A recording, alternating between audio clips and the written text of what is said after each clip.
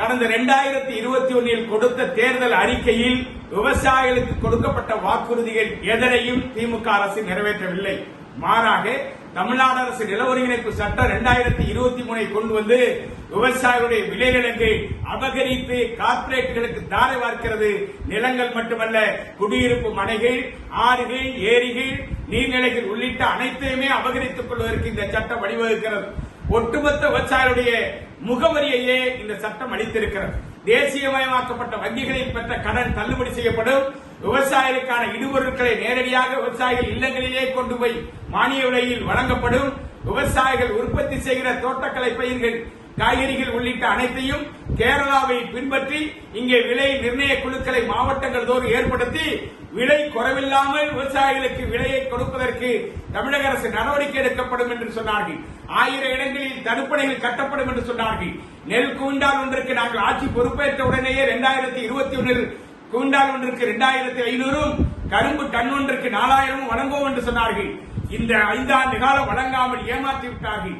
இன்றைக்கு மீண்டும் நாளைய தினம் திருவாரூரில் தேர்தல் பிரச்சாரத்தை முதலமைச்சர் துவங்குவதாக அறிவித்திருக்கிறார். விவசாயிகளை நாங்கள் யாரும் முதலமைச்சருடைய இந்த தேர்தல் பிரச்சார பயணம் துவங்குவதை நாங்கள் மனம் ஏற்கவில்லை. உங்களுடைய தேர்தல் அறிக்கையை விவசாயிகள் ஏற்கவில்லை. ஒட்டுமொத்த தேர்தல் அறிக்கையும் விவசாயிகளுக்கு விரோதமானது. 5 ஆண்டு காலம் திமுக அரசு கார்ப்பரேட்டுகளுக்கு ஆதரவான வகையில் செயல்பட்டிருக்கிறது. சுல்தான் இஸ்மாயில் குழுவை வெளியிடாமல் இன்றைக்கு ONGCக்கு துணை போகிறது. பேரழிவு திட்டங்களை ஒரு டெல்டாவை சார்ந்த ஒரு அமைச்சர் சொல்கிறார். மீத்தேன், நிலக்கரி, ஹைட்ரோ கார்பன் போன்ற திட்டங்கள் யாரும் தடை செய்ய இயலாது, அது காலத்தின் கட்டாயம் என்று பிரகடனப்படுத்துகிறார். அமெரிக்க இந்திய ஒப்பந்தம் நிறைவேறினால் உடனடியாக தமிழ்நாட்டின் பொருளாதார உச்சத்துக்கு போகும் என்று சொல்கிறார். எனவே கார்ப்பரேட் பங்குதாரர்கள் தமிழ்நாடு அமைச்சரவையில் ஈடுபட்டதனுடைய விளைவு ஒட்டுமொத்த தமிழகத்தினுடைய அரசுடைய கொள்கைகள் கார்ப்பரேட் ஆதரவு கொள்கையாகி விவசாயிகள் உற்பத்தி செய்கிற பொருளுக்கு லாபகரமான விலை கிடையாது. கொள்முதல் செய்து வந்த தமிழ்நாடு நுகர்பொருள் வாணிபக் கழகம் ஒட்டுமொத்த தமிழகத்திலும் தனியார் மயமாக்கப்படுகிறது.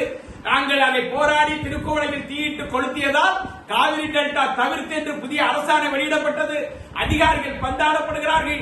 விவசாயிகள் கொள்முதல் செய்கிற நெல்லை கொள்முதல் செய்வதற்கு உரிய காலத்தில் நடவடிக்கை எடுக்கவில்லை. திறந்தவெளி கிடங்குகள் அமைக்கவில்லை.